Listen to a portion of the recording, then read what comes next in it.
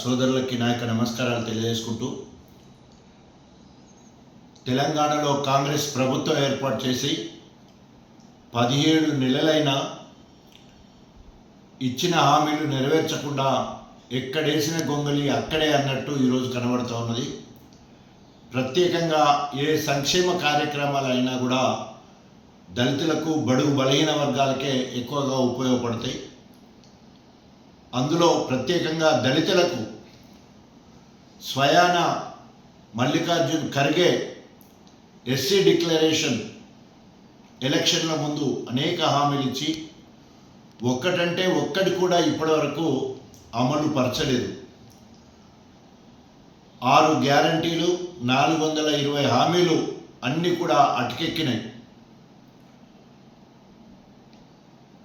బాగా చేసినామని చెప్పుకునే ఒకటి బీసీ జనగణ, అదేవిధంగా ఎస్సీలను ఏబీసీలుగా వర్గీకరించడం గొప్పగా చెప్పుకుంటున్నారు. కొండందొవ్వి ఎలుకను పట్టినట్టు ఆ 2 కార్యక్రమాలు కూడా అశాస్త్రీయంగా ఉన్నాయని చెప్పేసి ఎన్డీఏ ప్రభుత్వము జనాభా లెక్కలతో పాటు బీసీ జనగణ కూడా చేయాలని చెప్పేసి నిర్ణయం తీసుకోవడం, ఆ రకంగా అది అటకెక్కిపోయింది. 30 సంవత్సరాల సుదీర్ఘ పోరాటం తర్వాత ఎస్సీలను ఏబీసీగా వర్గీకరించి చేతులు దులుపుకున్నారు. ఇక్కడ కూడా అశాస్త్రీయంగా సామాజిక న్యాయం కొరవడినట్టే కొట్టొచ్చినట్టు కనబడుతున్నది. ఏ విధంగానైనా మాదిగ ఉపకులాలతో కలిపి తగ్గించాలనే ఆలోచనతో గతంలో మాతో కలిసున్న బుడగ జంగాలు దాదాపు 1,11,000 మందిని వారిని తీసుకొని పోయి ఏ గ్రూపులో వేయడం, అదేవిధంగా నేత కానీ ఎంతో వెనుకబడ్డ కులమైనప్పటికీ దాదాపు 1,33,000 మందిని మరి సి గ్రూప్లోనే ఉంచుకోవడం, ఆ రకంగా 5% మాలలకు దాదాపు 32,33,000 అత్యధికంగా ఉన్న మాదిగ ఉపకులాలకు కలిపి ఓన్లీ 9% ఇచ్చే కార్యక్రమం జరిగింది. ఆ రకంగా అయినా ఎస్సీ ఏబీసీగా అయిందని చెప్పేసి కంటి తుడుపు చర్యగా వాళ్ళు చేసినప్పటికీ మొదటి నుంచి కూడా కాంగ్రెస్ పార్టీ మాలలకు పెద్దపీట వేసుకుంటూ వచ్చింది.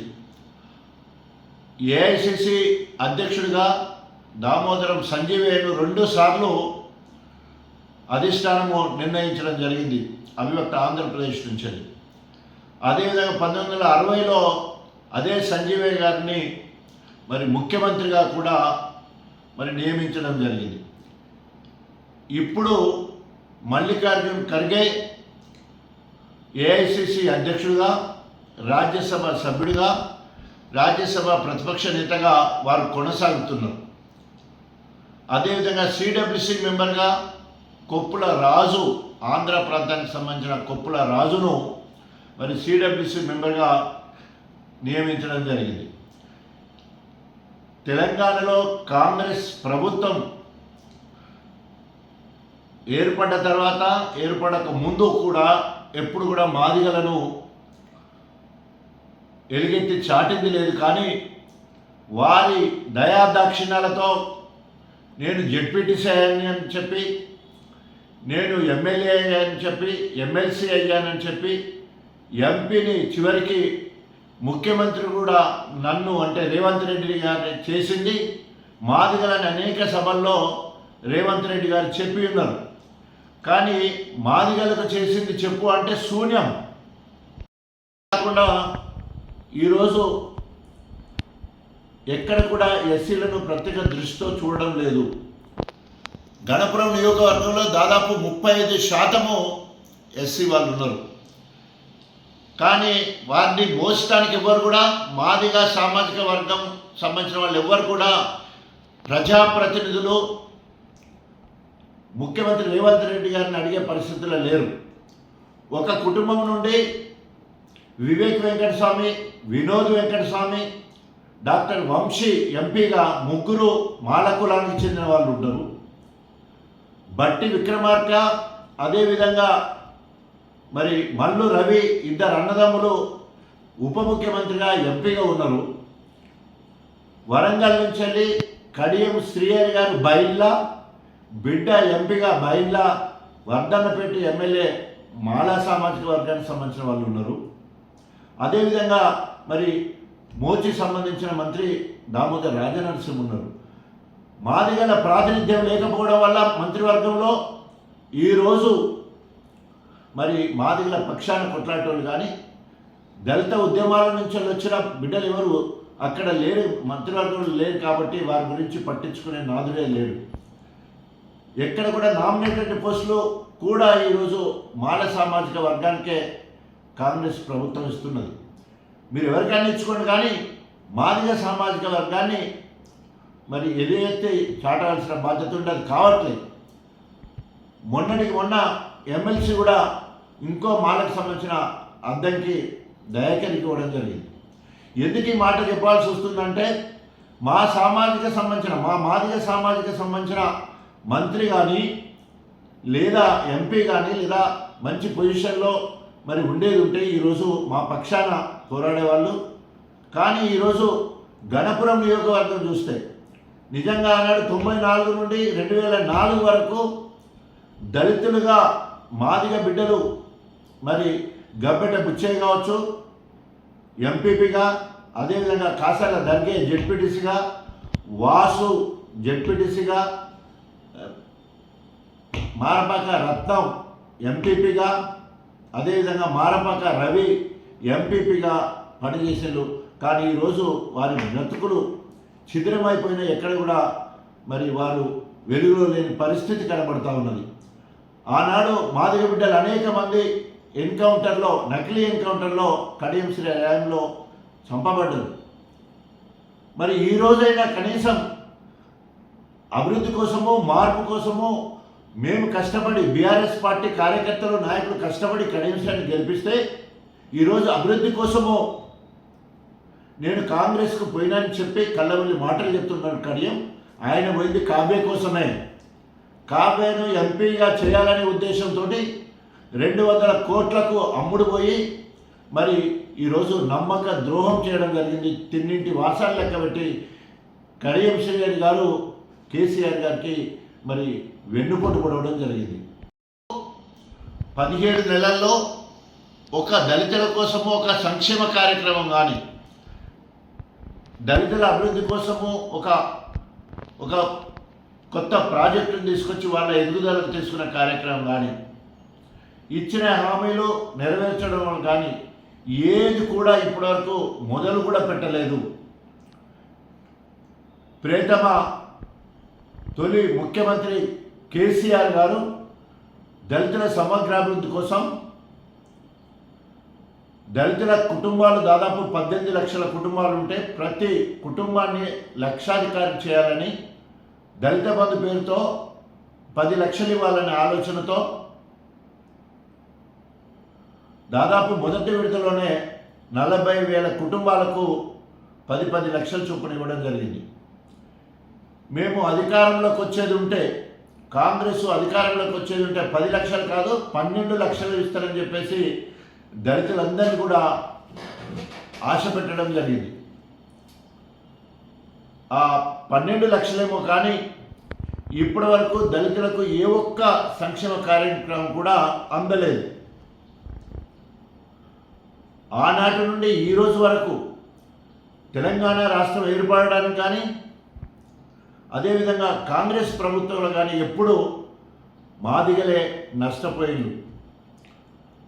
ఆనాడు 1969 నుండి 71 ప్రాంతంలో కేంద్రంలో, రాష్ట్రంలో అధికారంలో కాంగ్రెస్ ప్రభుత్వం ఉన్నది. ఆనాడు తెలంగాణలో దాదాపు 370 మంది చనిపోతే అందులో ఎక్కువ దళితులే ఉన్నారు. ఆ సమయంలోనే తెలంగాణ రాష్ట్ర సాధన కోసం అధికార కాంగ్రెస్ పార్టీ ఎమ్మెల్యే పదవికి రాజీనామా చేసిన సదాలక్ష్మి గారు మాదిగ బిడ్డ. సదాలక్ష్మి గారిని ఆదర్శంగా తీసుకొని మళ్ళీ ఉద్యమంలో తొలి దళితుడిగా డాక్టర్ తాటికొండ రాజయ్య మాదిగ నేను కాంగ్రెస్ పార్టీకి రాజీనామా చేసి మరి టీఆర్ఎస్ పార్టీకి వెళ్ళడం జరిగింది. అంటే కాంగ్రెస్ పార్టీ నుండి ఆనాడు సదాలక్ష్యం కావచ్చు, ఈనాడు నేను కావచ్చు, ఇద్దరు మాదిగల బిడ్డలము తెలంగాణ రాష్ట్ర సాధన కోసము త్యాగం చేయడం జరిగింది. కానీ మాదిగలకు మాత్రం ఇప్పటివరకు కాంగ్రెస్ ప్రభుత్వం ద్వారా ఒరిగింది ఏం లేదు. ఎస్సీ ఏబీసీ వర్గీకరణలో మేలు జరుగుతుందంటే అక్కడ అశాస్త్రీయంగా చేసి మాదిగలకు అన్యాయం చేయడం జరిగింది. మాదిగలకు సంబంధించిన అత్యధికంగా ఉపయోగపడే ఇందిరమ్మ ఇల్లు జనాభా నిష్పత్తి ప్రకారము ఎస్సీలకు రావాల్సిన 15% ఇల్లు ప్రతి ఊర్లో రావాలి. పూరెస్ట్ ఆఫ్ ద పూర్ కట్టుకోవడానికి స్థలం ఉంటే ఇల్లు లేని వాళ్లకు అదనంగా రావాలి. దళితులలో ముఖ్యంగా పెద్ద సామాజిక వర్గంగా ఉన్న మాదిగలకు పెద్దపీట వేయవలసిన అవసరం ఉన్నది. కానీ ఇప్పటివరకు ఎలాంటి కేటాయింపులు లేవు. దాదాపు ఈ రాష్ట్రంలో ఉన్న 12,777 గ్రామ పంచాయతీలలో జనవరి 26వ తారీఖు నుండి నోడల్ విలేజెస్ పేరు మీద మండలానికి ఒక చిన్న గ్రామాన్ని దాదాపు 554 గ్రామాలు తీసుకొని అక్కడ రేషన్ కార్డు, ఇందిరమ్మ ఇల్లు, పూర్తి రుణమాఫీ, రైతు భరోసా, ఇందిరా ఆత్మ భరోసా అన్నీ కూడా సాచ్యురేషన్ మోడ్లో అమలు పరుస్తామని చెప్పి ఈరోజు వరకు ఏం చేయకుండా ఎక్కడేసిన గొంగడ అక్కడే ఉన్నది. అనేక మంది బిడ్డలు ఈరోజు ఇల్లు లేక నిరాశ్రయులు ఉన్నారు. అదేవిధంగా హైడ్రా పేరుతో హైదరాబాద్లో కూలగొట్టిన చాలా ఇళ్ళు దళితులకు సంబంధించినవి. అదేవిధంగా మూసి ప్రక్షాళన పేరుతో ఇల్లు కూలగొడుతున్నాయి, అందులో కూడా దళితులే ఎక్కువ ఉన్నారు.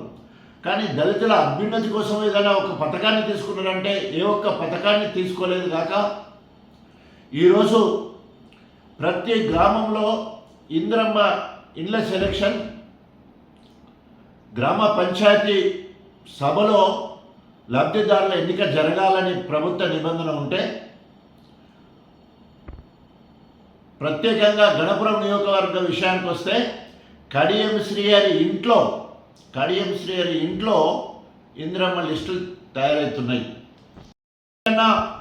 ఆయన ఆధ్వర్యంలో అదనంగా ఇల్లు తీసుకొచ్చి 35% ఉన్న దళితులను ప్రత్యేకంగా మాదిగ బిడ్డలకు అదనంగా ఏమైనా చేసిండా అంటే ఎక్కడ కూడా మాదిగ బిడ్డలకు ఇల్లు పరిస్థితి కనబడుతూ ఉన్నది. మేము డిమాండ్ చేస్తూ ఉన్నాం ఈరోజు తెలంగాణ మొత్తంలో ఏ గ్రూప్లో ఉన్న సంచార జాతులుగా చెప్పబడే వాళ్ళందరికీ, బి గ్రూప్లో ఉన్న మాదిగ ఉపకులాలకు వారి జనాభా నిష్పత్తి ప్రకారము, అదేవిధంగా సి గ్రూప్లో ఉన్న వారికి కూడా మా నియోజకవర్గాలలో మా జనాభా నిష్పత్తి ప్రకారము మాకు ఇందిరమ్మ ఇల్లు కేటాయించాలని డిమాండ్ చేస్తూ ఉన్నాం. అంతేకాకుండా ఈరోజు సంక్షేమ పథకాలలో మరి తప్పకుండా ప్రత్యేక చొరవ తీసుకొని దళితులకు మాదిగ సామాజిక వర్గానికి మేలు చేయాలని డిమాండ్ చేస్తూ, ప్రాధాన్యత ఇవ్వాలని డిమాండ్ చేస్తూ, రేపు రాబోయే రోజుల్లో ఇట్లనే ఉండేదంటే తప్పకుండా మళ్ళీ ఎంఆర్పిఎస్ తరహాలో దళిత ఉద్యమానికి, మాదిగ ఉద్యమానికి శ్రీకారం చుట్టామని చెప్పేసి హెచ్చరిస్తా ఉన్నాం.